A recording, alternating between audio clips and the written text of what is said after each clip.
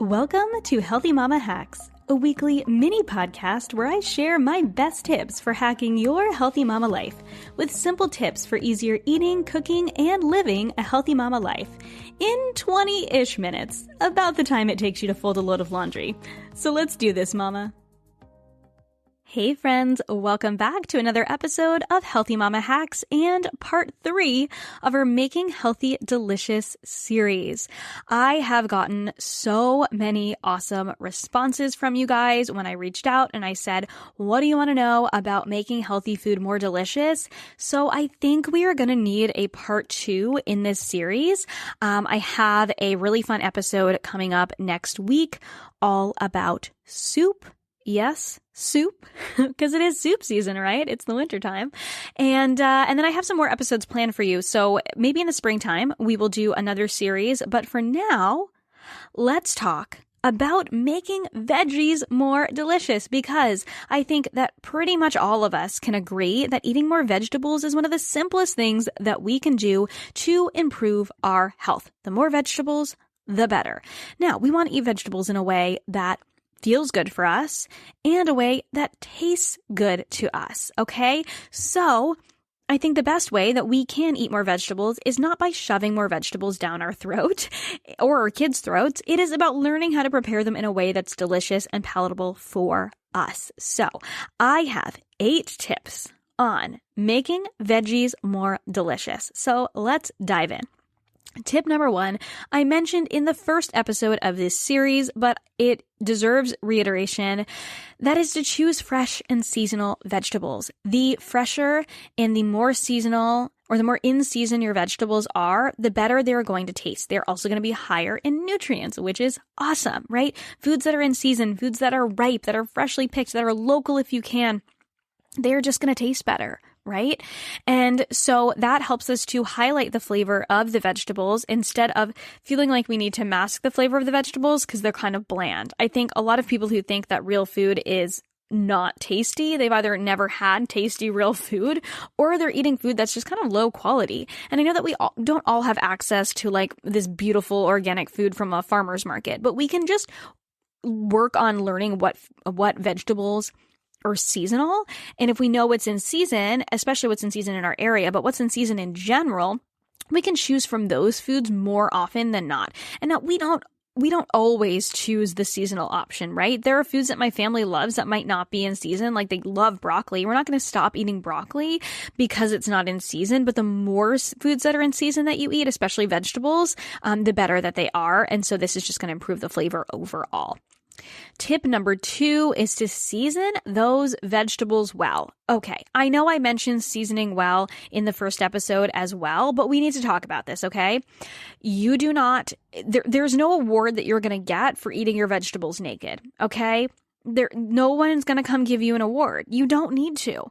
I could go on a whole tangent about salt and how salting your food isn't going to instantly raise your blood pressure. That's typically from more processed foods that are going to do that because there's a lot of sodium in them versus when you learn how to layer salt in your dish and season as you go. Okay, I talked about this again in the first episode in this series and also in my whole episode on seasoning. So, and I'll link that as well, my episode on seasoning, because I think once we learn how to layer salt, so how to start with a little bit, season each part of the dish, your dish is going to be more well seasoned and it's going to have more depth of flavor to it. And it's just going to taste so much better overall. And it's one of those really simple things that you can do. And you end up adding less salt overall when you do that. But you need to season your food, whether it's with, you need some salt, and then you also, your vegetables, you need to season your food, but you need to season your vegetables. A little bit of salt, whatever other seasonings you enjoy. Don't be afraid to season your vegetables, right? Like, you're not a hero if you're eating your vegetables naked. If you like just plain steamed vegetables, then totally eat them like that. But if you're not liking your vegetables like that, there's a couple things that we can do, including the next thing I'm going to share with you. But the first thing that you need to do is season well and learn what seasonings go well with your vegetable that you're trying to enjoy. And you know what? Maybe you end up not enjoying that vegetable, and that's okay. There's so many other vegetables you can enjoy. But by making sure you're seasoning well, it's the first barrier to entry to enjoying your vegetables. Make sure you are seasoning them well. Tip number 3, choose the right preparation of the vegetable. Okay, the preparation will change the flavor and the texture, okay, or it will change the texture, which will change the flavor of the vegetables. And we know the 3 foundations of flavor are taste, texture, and temperature. I will also link that episode because it's really important. And so choosing the right preparation of the vegetable that you want to choose is going to help to give you the outcome you want out of that dish. Okay, my episode on cooking methods will help you with this. So if you don't want your kale mushy, don't put it in a soup, okay? If you don't want to eat your kale in a way that tastes raw, try massaging it instead of just drizzling the dressing over top. Try massaging it. It helps to break down some of those fibers. It helps to allow that flavor to infuse within the kale. It tastes so much better. If you want your kale crispy, then you could saute it or you could turn it into kale chips, right? But understanding what preparations work for different vegetables, to make kale chips, you don't want to just roast the heck out of your kale. You're going to burn it, and that's not going to taste good. So you have to cook it at a very, very low heat for a long time, or put it in a dehydrator or I think an air fryer would work too. Still don't have an air fryer. So, but understanding what preparations are good for different vegetables is really going to help you with this. So broccoli. You can roast broccoli, you could steam broccoli, you could blanch broccoli, but if you boil broccoli, then you're going to get broccoli mush, unless you're trying to make broccoli soup. And in that case, boil away. But please don't boil your broccoli otherwise, please don't. It's not going to have a great texture. It's probably not going to taste great. Same thing with Brussels sprouts. Please roast them. You could even steam them. I don't love steamed Brussels sprouts. I think that they need, because they're so bitter, they need some sort of salt to counteract that. And adding the salt after you steam them, it doesn't have the same effect. So I really like sauteed shredded Brussels sprouts or roasted Brussels sprouts. Cauliflower. Well, these days you can turn cauliflower into basically anything. So have at it. But we're talking about straight up cauliflower or cauliflower, just cauliflower florets. Sauteing cauliflower florets is very difficult. So either chop it into cauliflower rice in the food processor, or roasting cauliflower has a way better texture than just trying to saute it, which is going to take you a million years, right? But there's also, you could cut it in different ways. You can make cauliflower steaks and roast those up, and that's going to have a different texture and be really delicious. So just experimenting with different preparations based on the outcome you want from the vegetable, this is going to make a big difference. So stop cooking the vegetables the same way every single time. Experiment. Try different preparations. Try pan-searing your carrots or making my maple thyme glazed carrots. Hint, hint. It's on my website. They are delicious. Try roasting your carrots if you don't like just plain steamed carrots. Or you could put any of these vegetables in a soup. Or you could shred up these vegetables, shred up zucchini, shred up carrots, shred up sweet potato, put them in a meatball or in a meatloaf muffin. I have veggie loaded meatloaf muffins on my website. I have a sweet potato curried turkey meatball that is so good. My bolognese sauce, I do chopped mushrooms and shredded carrots in there. All of these are great ways to get in more vegetables in ways that are really delicious. So just consider the preparation.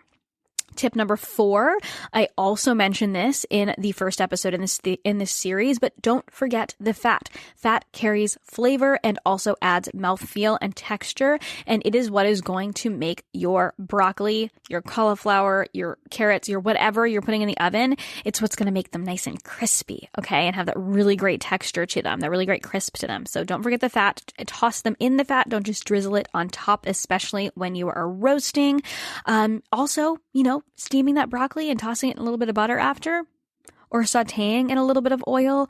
The oil that you saute in, like sesame oil versus avocado oil versus olive oil versus, which you also just want to make sure it's a regular olive oil. An extra virgin will, that it doesn't have a high enough smoke point, and it might change the flavor of it. Ghee, coconut oil, the oil that you choose is also going to change the flavor of it too. So considering that is going to be a game changer when it comes to getting the flavor you want. But don't forget the fat. It is going to change the flavor, change the texture, and make your vegetables even more delicious. Tip number 5, balance the flavors. Notice that a lot of these principles that I'm sharing are very similar to what I shared in the first episode in this series, but it's particularly important when it comes to vegetables. So balance the flavor of the vegetables. So I mentioned something like Brussels sprouts lend really well to a little bit of salt, a little bit of sweetness. So I do a sauteed Brussels sprout salad with some cranberries. That adds a little bit of sour and sweet to it, of dried cranberries. Bitter greens are really great with a squeeze of citrus. So oftentimes lemon juice and a little bit of salt. Obviously, we're going to salt everything, but that helps to kind of mellow out some of that bitterness to them. And so just remembering to balance those flavors, roasting Brussels sprouts and then drizzling them with some maple syrup after is a really great way to balance out those flavors as well. Massaging the kale in a dressing that is a little bit acidic, so like an avocado-based dressing or something that's a little bit sweet, like a honey-based dressing, is really delicious. So just balancing flavors can make a really big difference in how your vegetables taste. So don't forget to balance the flavors. Tip number 6, don't be afraid to spice it up or get saucy.